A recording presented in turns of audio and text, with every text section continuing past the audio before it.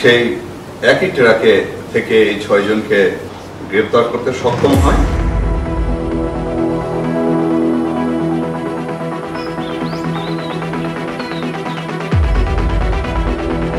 গেল 4 জুন রাতে সিরাজগঞ্জের উল্লাপাড়ায় লিচু ব্যবসায়ীকে হত্যার পর ট্রাক সহ লিচু ছিনতাই করে নিয়ে যায় দুর্বৃত্তরা। পরে লিচু ব্যবসায়ী আব্দুল গফফর হত্যার ঘটনায় উল্লাপাড়া থানায় মামলা হয়।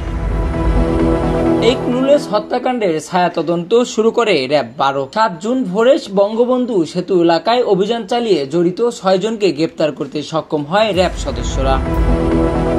সেদিন দুপুরে নিজ কার্যালয়ে আয়োজিত সংবাদ সম্মেলনে র্যাব 12-র অধিনায়ক অতিরিক্ত ডিআইজি মারুফ হোসেন সাংবাদিকদের এসব তথ্য জানান। র্যাব 12-র অধিনায়ক জানান, ব্যবসায়ী আব্দুল গফফর পাবনার দাসুরিয়া থেকে লিচু কিনে ট্রাকে করে সিরাজগঞ্জের দিকে যাচ্ছিলেন। গরু ব্যবসায়ী পরিচয়ে ওই ট্রাকে থাকা আরো 6 থেকে 7 জন তাকে হত্যা করে ট্রাক সহ লিচু ছিনতাই করে নিয়ে যায়।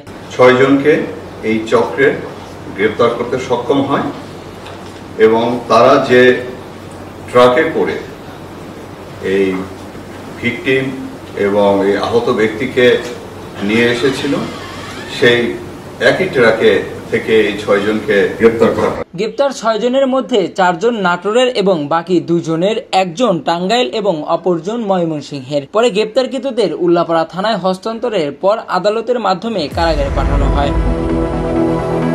Sirajganj Times news desk.